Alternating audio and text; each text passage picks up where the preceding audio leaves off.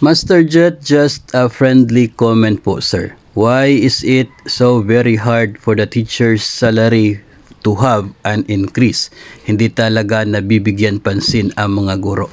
Okay, so pagdating po sa pagtaas ng sahod ay napakaraming factors na siya pong tinitingnan ng atin pong pamahalaan. Particular po kung ang isang increase ay para lamang sa isang particular na grupo. Katulad po nito na intended for the teachers.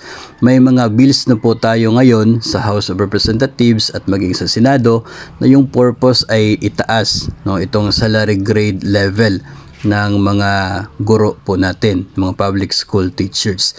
Mula po sa kasalukuyan na salary grade 11 bilang entry level na sahod, may mga proposals na gawin itong salary grade 13, 14, 15 at meron pa nga ang ibang bills na up to salary grade 19. Sa kasalukuyan, ang mga bills na ito ay pending sa committee doon po sa House of Representatives at maging sa Senado. So wala pa pong movement sa ngayon sa mga bills na ito, kaya siguro napapaisip tayo bakit napakahirap na mangyari yung increase intended for the salary of the teachers. Kaya may mga ilang factors po na dapat tingnan. Unang-una yung budget requirement. Kasi kapag nagtaas po ng sahod ay expected na dapat taasan din po yung budget requirement ng isa pong ahensya. For the case po ng DepEd na may halos 1,000,000 na empleyado, so it means na malaki din po yung kinakailangang dagdag na budget every time na magpasa po tayo o magkaroon po ng pagtaas ng sahod for the teachers. At kung gusto po natin na one time, big time yung magiging increase across the board para po sa lahat, kung ganun po yung mangyayari ay higit po na mas malaki yung budget requirement. So yung budget requirement is one of the factors na dapat pong tingnan. Pangalawa ay ito pong capacity ng gobyerno na para punduhan itong budget requirement na ito.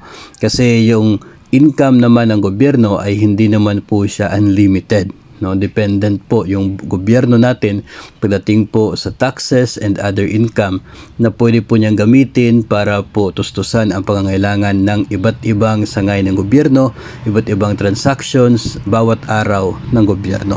So ito pong capacity ng gobyerno to provide the budget ay isa pong factor. And kinakailangan po na magkaroon ng isang sustainable na source of income para masustain din yung pag-provide ng budget requirement doon po sa increase. Kasi hindi lamang po ng one time nangyayari yung kinakailangang budget po dyan. Kasi the moment natataas yung sahod, it means every year na yung pondo na kinakailangan ilagay dyan sa ahensyang yan. In case po dito is yung DepEd. Kaya nga po dumadaan sa maraming mga pagdinig ang anuman pong bills tungkol po sa pagtaas ng sahod, and nag-i-invite ng iba't ibang mga resource persons para matingnan yung bawat anggulo at yung bawat pangangailangan at kung ano lamang yung kayang ma-provide ng gobyerno as of the moment.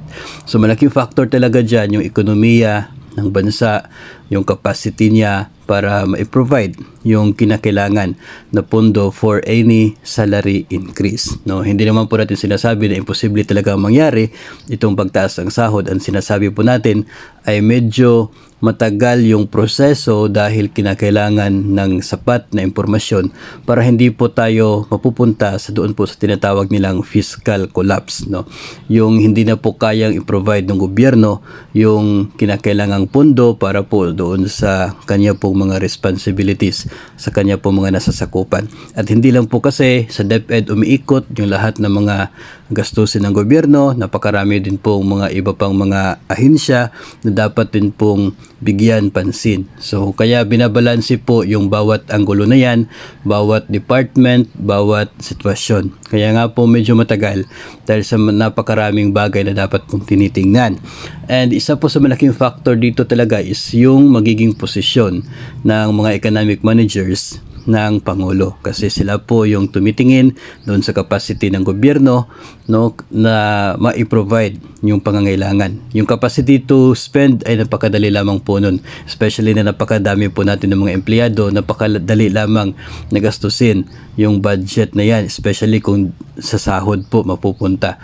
Pero yung paghahanap ng magiging source of income para tustusan ang budget na yan ay medyo mahirap po siya. Kaya talagang binibigyan ng sapat na na timbang ito pong mga opinion at mga sapat na impormasyon galing sa mga economic managers. No, yun po ang punto at nakikita ko po dito kung bakit parang mahirap, bakit matagal yung proseso for any salary increase na siya pong specific for teachers. So sana po ay maging maging impormasyon para po sa atin, and we will be aware na hindi lamang po natatapos yung salary increase doon sa pag-approve ng isa pong batas para taasan ang sahod, kundi marami pa pong mga bagay-bagay na dapat pong tingnan bago po makapag-desisyon o bago po magkaroon ng final na talagang pagtaas ng sahod ng mga kawani ng gobyerno.